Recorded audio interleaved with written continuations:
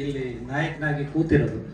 ಮತ್ತೆ ಅರ್ಬನ್ ಕಥೆಗಳು ಅಂದ್ರೆ ಸಲಗ ಆಗ್ಲಿ ಭೀಮಾ ಆಗ್ಲಿ ಈಗಿನ ಯೂತ್ಸು ಆ ಒಂದು ಕಂಟೆಂಟ್ನಾಗಿ ಜಾಲಿ ಜಾಲಿ ಅನ್ಕೊಂಡು ಕೊಟ್ಟು ಏಕಾಏಕಿ ಇನ್ನೊಬ್ಬ ನಿರ್ದೇಶಕನ ಕೈ ತನ್ನನ್ನು ತಾನು ಕೊಟ್ಕೊಳೋದಿದೆಯಲ್ಲ ನಿಜಕ್ಕೂ ದೊಡ್ಡದು.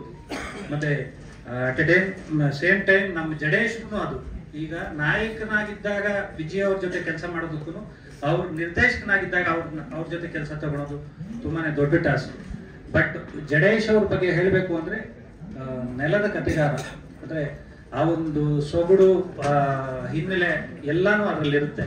ನಮಗ್ ಬರಹಗಾರನಾಗಿ ನನ್ನ ಜೊತೆ ಶ್ರೀಕಾಂತ್ ತುಂಬಾನೇ ಫಸ್ಟ್ ವರ್ಷನ್ ಕೊಟ್ಟರು, ಸೊ ನನಗೆ ತುಂಬಾ ಈಸಿ ಆಯ್ತು.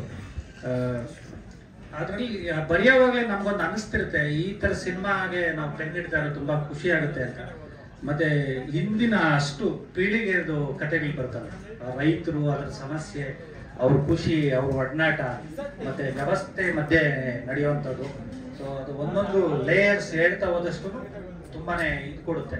ಸೊ ನಮ್ಮ ನೆಲದ ಅದೃಷ್ಟ ಜಡೇಶ್ ತರದ್ದು ಒಬ್ಬ ನಿರ್ದೇಶಕ ತಾನು ಕಥೆಗಳನ್ನ ಸಿನಿಮಾ ಮಾಡ್ತಾ ಇರೋದು. ಮತ್ತೆ ಸತ್ಯಪ್ರಕಾಶ್ ಸರ್ಗೆ ಮತ್ತೆ ಸೂರಜ್ ಗೌಡ್ರಿಗೆ ತುಂಬಾ ಥ್ಯಾಂಕ್ಸ್ ಹೇಳ್ಬೇಕು. ಈ ತರದ ಕಥೆಗಳಿಗೆ ಅವರು ಹಣ ಹೂಡಿ ಇಷ್ಟು ದೊಡ್ಡ ಮಟ್ಟದಲ್ಲಿ, ಯಾಕಂದ್ರೆ ಹಳ್ಳಿಗಳು ಸಿಗಲ್ಲ. ಇವತ್ತು ನಾವು ಹುಟ್ಟಿರೋ ಬೆಳೆದಿರೋ ಹಳ್ಳಿಗಳಿಗೆ ಹೋದ್ರೆ ಇದು ಹಳ್ಳಿನ ಅನ್ಸ್ಬಿಡುತ್ತೆ. ಬಟ್ 70ರ ದಶಕದ ಹಳ್ಳಿಗಳನ್ನ ನಾವು ವಿಷನ್ ತರೋದು ಅದು ದೊಡ್ಡ ಮಟ್ಟದ ಬಡ್ಜೆಟ್ ಬೇಕು. ಸೊ ಸೂರಜ್ ಗೌಡ್ರು ಮತ್ತೆ ಸತ್ಯಪ್ರಕಾಶ್ ಅವರು ಜಡೇಶ್ ಅವರು ಹೇಳಿದಂಗೆ ಏನೇ ಕೇಳಿದ್ರು ತಗೊಳ್ಳಿ ನಾನು ಇದೀವಿ ಅಂತ. ಮತ್ತೆ ಫಸ್ಟ್ ನಮ್ಮ ವಿಜಯ್ ಕುಮಾರ್ ಈ ಕಥೆನ ಸಿಂಗಲ್ ಟೇಕಲ್ಲಿ ಓಕೆ ಮಾಡಿದ್ರು. ನಾನು ಇದ್ದೆ ಅವತ್ತು, ಅವ್ರು ವುಡ್ ಟೇಬಲ್ ಇತ್ತು, ಯಾವುದು ಕ್ವಶನ್ಸ್ ಮಾಡಲಿಲ್ಲ. ಅವ್ರು ಕೇಳಿದ ತಕ್ಷಣ ಒಂದು 3 ನಿಮಿಷ ಜಡೇಶ್ನೇ ನೋಡ್ತಾ ಇದ್ರು, ನಾನು ಮಾಡ್ತೀನಮ್ಮ ಅಂದ್ರು. ಅದು ಅವಾಗಿನ್ನು ಸಲಗ ಇದ್ರಲ್ಲಿ ಬೇರೆ ಇದ್ರು. ಮತ್ತೆ ವಿಜಯ್ ಬಗ್ಗೆ ನಾನು ಯಾವಾಗ್ಲೂ ಹೇಳೋದಷ್ಟೇ, ಯಾವಾಗ್ಲೂ ಸ್ಟ್ರಗಲಿಂಗ್ ಇಂದಾನೆ ಬಂದಿದ್ದು. ತನ್ನನ್ನು ತಾನು ನಂಬಿದ್ದು ಏನಕ್ಕೆ ಅಂದ್ರೆ ತನ್ನ ಮನೆಯಲ್ಲಿ ತನ್ನ ಅಕ್ಕ ಬಾವ ದುಡ್ಡು ಹಾಕ್ತಾ ಇದ್ದಾರೆ ಅಂದಾಗ ಸೂರ್ಯ ಅವ್ರನ್ನ ಕರ್ಕೊಂಡು ಹೋಗಿ ಕತೆ ಹೇಳು ಅಂದಾಗ ಸೂರ್ಯದೇನು ಅಂದ್ರೆ ವಿಜುವಲ್ ಸ್ಕ್ರೀನ್ ಪ್ಲೇ ಬೇಸ್ಡ್ ಕತೆಗಳು, ಅದು ಹೇಳಕ್ ಆಗಲ್ಲ. ಸೊ ಇವ್ರ ಅಕ್ಕ ಬಾವ ಏನ್ ಹೇಳ್ತಾನೋ ಅನ್ನೋ ತರ ನೋಡ್ತಾವ್ರೆ. ಸೊ ಅಲ್ಲಿಂದ ಸ್ಟ್ರಗ್ಲಿಂಗ್ ಶುರು ಆಯ್ತು. ಮತ್ತೆ ಎಲ್ಲಾನು ಒಂದ್ ಚಿಕ್ಕ ಶರ್ಟ್ ಬರುತ್ತೆ ಅಂದ್ರೆ ಪ್ರೊಡಕ್ಷನ್ ಅವ್ರ ಹತ್ರ ಅಂದ್ರೆ ಆರ್ಟ್ ಡಿಪಾರ್ಟ್ಮೆಂಟ್ ಅವ್ರ ಹತ್ರ ಕಾಸ್ಟ್ಯೂಮರ್ ಹತ್ರ ಹೇಳಿ ಇದನ್ನ ಎಷ್ಟಾಗುತ್ತೆ 600 ರೂಪಾಯಿ ಶರ್ಟ್ಗೆಲ್ಲ ಕಿತ್ತಾಡಿರುವಂತ ದಿನಗಳು. ಮತ್ತೆ ಜಯಣ್ಣ ಬೋಗಣ್ಣ ಅವ್ರನ್ನ ಅದನ್ನ ಡಿಸ್ಟ್ರಿಬ್ಯೂಷನ್ ಮಾಡಿ. ಸೊ ದುನಿಯಾ ಮುಂಚೆ ವಿಜಿ ಏನೂ ಅಲ್ಲ.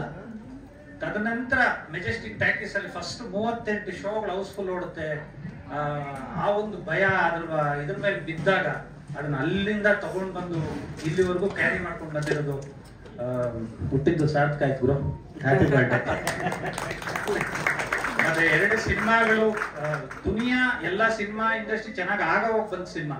ಆದ್ರೆ ಸಲಗ ಮತ್ತೆ ಭೀಮಾ ಬಂದಿದ್ದು ತುಂಬಾ ಕ್ರೂಷಿಯಲ್ ಟೈಮ್ಸ್, ಅಂದ್ರೆ ಕೊರೋನಾ ಆ ಲಾಕ್ಡೌನ್ ಟೈಮ್ಗಳಲ್ಲಿ ಬಂದ ಸಿನಿಮಾ. ಆವಾಗ ಜನನ ಥಿಯೇಟರ್ ಕರೆಸಿದ್ರು.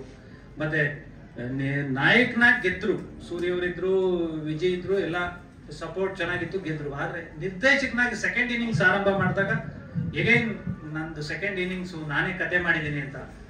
ಅದು ಸಲಗ ನಿಮ್ಮೆಲ್ಲರ ಪ್ರೀತಿ ಆಶೀರ್ವಾದ, ಜನರ ಆಶೀರ್ವಾದದಿಂದ ಚೆನ್ನಾಗಾಯ್ತು. ಆಮೇಲೆ ಭೀಮಾ, ತದನಂತರ ಈಗಿದು. ಸೊ ಇದು ಈ ಸಿನಿಮಾಗೂ ನಿಮ್ಮೆಲ್ಲರ ಪ್ರೀತಿ ಆಶೀರ್ವಾದ ಇರಲಿ.